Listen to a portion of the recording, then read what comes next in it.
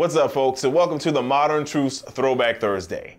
I'm MJ, here with Alex Storm, and today we're going to do what we always do on Throwback Thursdays. We're going to talk about an old school movie. This one not as old school as some others. So, Alex, what are we talking about today? So, we decided to watch Fantastic Four, the original, that came out in 2005 in honor of the new Fantastic Four movie coming out. It was directed by Tim Story, starred Jessica Alba, Chris Evans, and Michael Chiklis. I'd never seen this movie. You weren't the only one. I didn't really miss a lot. I wasn't that disappointed watching it, I guess, but it's not a movie that I ever tried to see. I am not necessarily trying to see the next Fantastic Four. But I don't know. I could think of some positive things to say about it, but what do you think first? You've seen it before. Yeah, I'd seen it before, and I remember being much more positive on it then than I am now. Like, I was like, yeah, they got the tone right. It was light, you know what I'm saying? Like, I thought Johnny Storm, Chris Evans did a good job playing that character. And the dynamics were somewhat okay. But watching it again, I was like, this movie sucks. You know what I'm saying? It's garbage, basically. And it's not any good. And, you know, yeah, it's just not good, man. Like, it's not, like, absolutely terrible, but the direction is pretty crappy. I would say my favorite character is probably Michael Chiklis is, you know, Ben Grimm, a.k.a. The Thing. Mm-hmm. I really like his voice when he changes to The Thing. I wasn't a huge fan of the way he looks because he's in a prosthetic suit and Michael Chiklis is like 5'3" or something. So kind of weird that The Thing is like the shortest person, you know, on there when he's supposed to be this hulking mass, you know. But hey, you know, you can only do so much, I guess. You know, I actually kept thinking he was going to grow. I kept thinking he was going to, like, expand like the Hulk at some point, that, like, he was going to get angry and then he was going to become this giant thing. But that didn't happen. How disappointing. But, I mean, yeah, I guess he was my favorite part. I loved his voice. I decided, this movie made me decide that maybe I like comic book movies in a lot smaller doses. Because I was actually into this movie, and then there was the huge scene on the bridge, and that was by far my favorite scene. And then after that, I was like, okay, I don't care about you guys being locked up and struggling with your superpowers and fighting amongst yourselves while this villain develops his powers. I just wasn't into it anymore. I liked them, like, I mean, going to space was okay. That was really brief. But then I liked them, like, suddenly discovering their powers, using them. And then I would have been good there. Could have stopped there. Well, see, I don't know. I think we've discovered through this process that you have an affinity for origin stories more than a lot of things. But to me, I'm like, I don't think even what you're saying would go against the idea that you might like the story more if it was actually about something too. And by that I mean, the most annoying thing about all these origin stories is that they spend so much time on origin, which is cool, but then when they get to the actual meat of it, they've lost an hour to the origin story, so they can't tell a damn story. So it's like the biggest crime in this film from a comic book fan perspective is Doctor Doom. And just, I mean, the entire freaking origin of Doctor Doom and the relationship of Doctor Doom with the Fantastic Four, it's all bullshit. The casting, not great. Jessica Alba, completely miscast in my opinion as Sue Storm. Ian Gruffold, or however the hell you pronounce his name, I guess he was okay as Reed Richards, but you know, I mean, I don't know, there was still something that just a little off about him to me. And yeah, it just didn't work for me at all. Like, and it's just the lack of action in the film. It's like, the first sequence, one of the funniest things about the first moment that you meet the Fantastic Four is that the entire sequence is caused by the Thing. There's a dude trying to commit suicide, he gets freaked out by the Thing, he falls onto a bridge, cars start to crash, and then they have to save people. It's like the absurdity of the scenario is absolutely stupid. Everyone's like, you guys are heroes. No. I mean, this is one of those weird things. I don't really like when comic book movies have it where like everyone immediately turns against the heroes.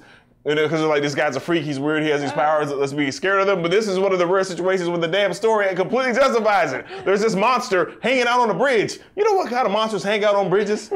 Well, at least they hang out under bridges. Trolls, okay? So, you know, there's a troll hanging out on the top of a bridge, and he causes a massive pileup that almost kills a bunch of people. Just because he happens to save some after they fucking almost die does not mean they're heroes. One of my favorite inconsistencies in that scene is when they make Jessica Alba get naked so she can sneak them past some barrier or something. Then they cut back. She's putting her clothes back on. She's like, I can't believe you guys made me do that. And then Reed Richards says, well, we got by, didn't we? I'm like, how the hell did they get by?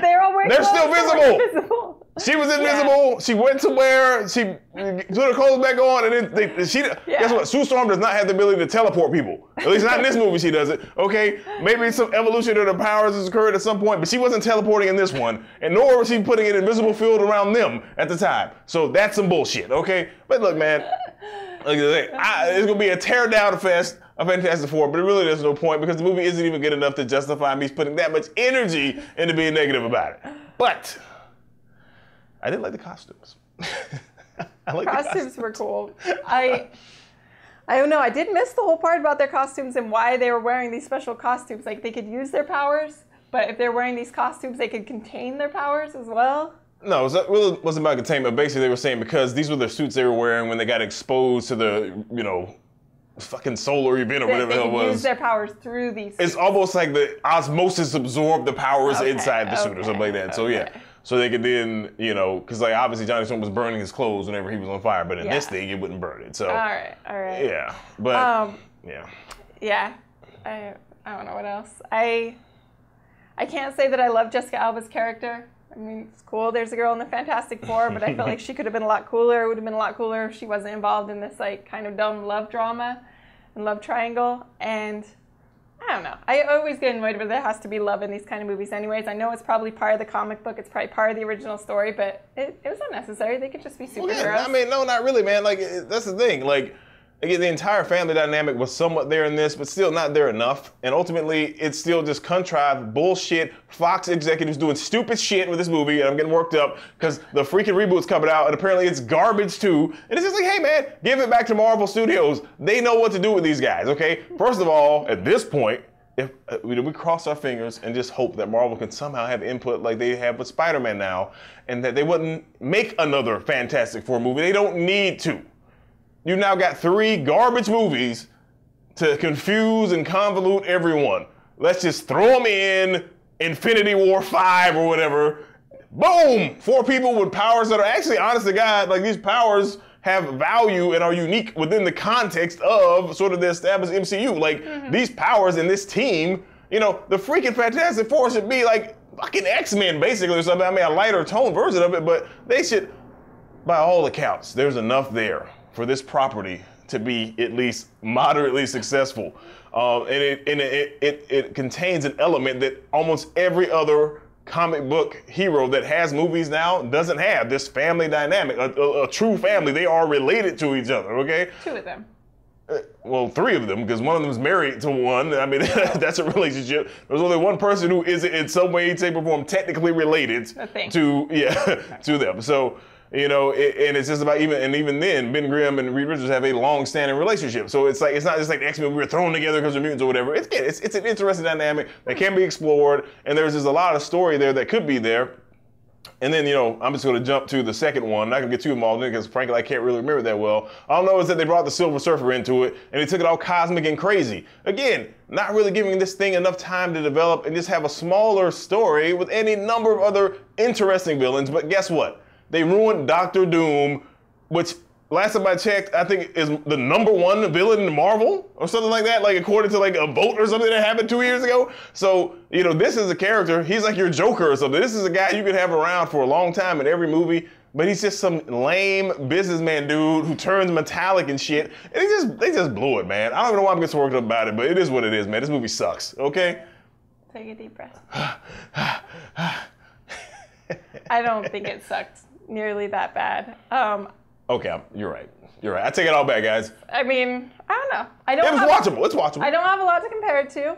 I feel like if I had kids and they wanted to watch a comic book movie, I would show them Fantastic Four. It's entertaining. A kid's not going to question any of the logic. They're not going to pick up on this weird thing with the Invisible Lady and how she maybe doesn't serve like a purpose in that very moment. They're going to like it, and they're going to like the characters. They're likable characters. They're funny. It's clever, and for a kid who has no idea about the comic books and doesn't care about the original story, they would enjoy this movie. Thank you, Alex, for putting me in my place. I just had a geek out right then, a victim of too much information, But yeah, you're right. The movie is actually okay. I mean, it's not terrible. I'm sorry, guys, but I hope you were at least entertained by my tirade. The movie's all right. I mean, I think comparing it to We can go with like all superhero movies, or we can go with all Marvel branded movies, or even all Marvel studio movies. You know, and I would still say it's on the middle to low end. That's what I would say, because I've seen basically all of them. So, but certainly, yeah, it's not the worst, and it's not like unwatchable by any stretch. Like, you can get through it. So, yeah. You have anything to say about women and diversity in this? Yeah, well, we say Kerry Washington shows up as the new romance of Ben Grimm once he becomes a big rocky thing. She's African American in this movie, and she can't see. But she can feel. But that makes sense. His rocky body. Oh, I guess. Yeah, I can just imagine. You know, that's one of those weird. Like, I don't want to think about what happens. You know. Anyway. Yeah. That's awkward. You know, he when he was on the elevator couldn't go up because he weighed so much. So I'm just saying. Anyway. Keep going. Yeah. Other than that, no real diversity outside of that I'm aware of. So. That's one thing that the reboot does have on this movie, and I haven't even seen the reboot, but we know that there are at least 2 black characters in it. So, yeah. Cool. That's it. All right, that will conclude our discussion of Fantastic Four. I am MJ, and you can follow me at the only MJ on Twitter, and she is... I'm Alex Storm. You can follow me at Alex Storm, TMT, as in The Modern Truth. And themoderntruth.com is where you can find all of our Throwback Thursday videos, movie discussions, and all the news you need to know. Thanks for tuning in, folks. Take care.